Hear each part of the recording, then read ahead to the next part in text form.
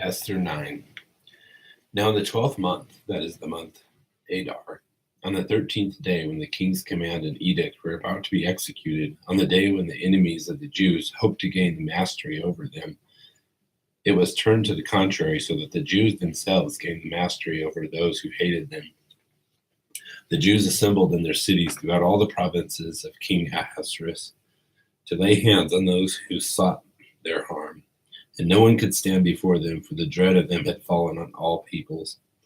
Even all the princes of the provinces, the satraps, the governors, and those who were doing the king's business assisted the Jews, because the dread of Mordecai had fallen on them.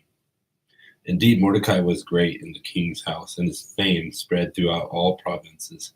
For the man Mordecai became greater and greater. Thus the Jews struck all their enemies with the sword, killing and destroying, and they did what they pleased to those who hated them. And in Susa, the capital, the Jews killed and destroyed 500 men, in Parshandatha, Dalphon, Aspatha, Paratha, Adalia, Aridatha, Parmashta, Erisai, Eridai, and Bizatha. The 10 sons of Haman, the sons of Hammedatha, the Jews' enemy, but they did not lay their hands on the plunder. On that day, the number of those who were killed in Susa, the capital, was reported to the king. And the king said to Queen Esther, "The Jews have killed and destroyed 500 men, and the 10 sons of Haman in Susa, the capital. What then have they done in the rest of the king's provinces? Now what is your petition? It shall even be granted to you. And what is your further request? It shall also be done."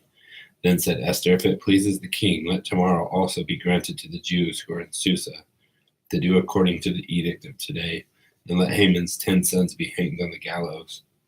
So the king commanded that it should be done so, and an edict was issued in Susa, and Haman's 10 sons were hanged.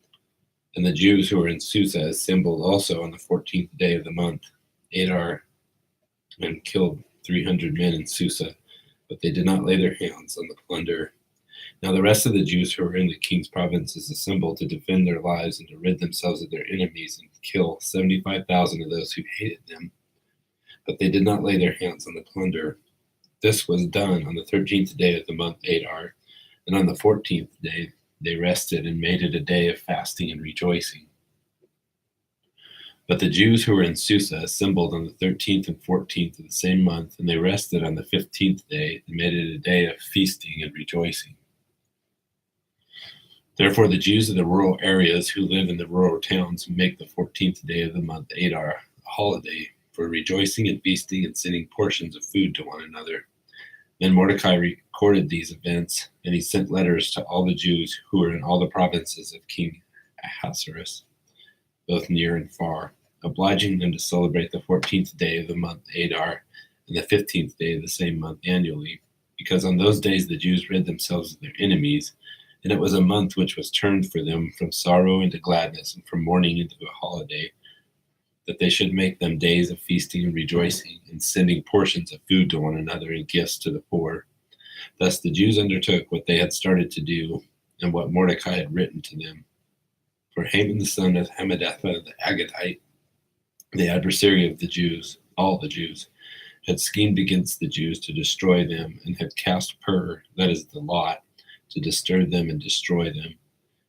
But when it came to the king's attention, he commanded by letter that his wicked scheme, which he had devised against the Jews, should return to his own head, and that he and his sons should be hanged on the gallows. Therefore they called these days Purim, after the name Pur, and because of the instructions in this letter, both what they had seen in this regard and what had happened to them, the Jews established and made a custom for themselves and for their descendants and for all those who allied themselves with them, so that they should not fail to celebrate these 2 days according to the regulation and according to their appointed time annually. So these days were to be remembered and celebrated throughout every generation, every family, every province, and every city. And these days of Purim were not to fail from among the Jews, or their memory fade from their descendants. Then Queen Esther, daughter of Abhel, with Mordecai the Jew, wrote with full authority to confirm the second letter about Purim. And he sent letters to all the Jews to the 127 provinces of the kingdom of Ahasuerus, namely words of peace and truth, to establish these days of Purim at their appointed times, just as Mordecai the Jew and Queen Esther had established for them, and just as they had established for themselves and for their descendants with instructions for their times of fasting and their lamentations.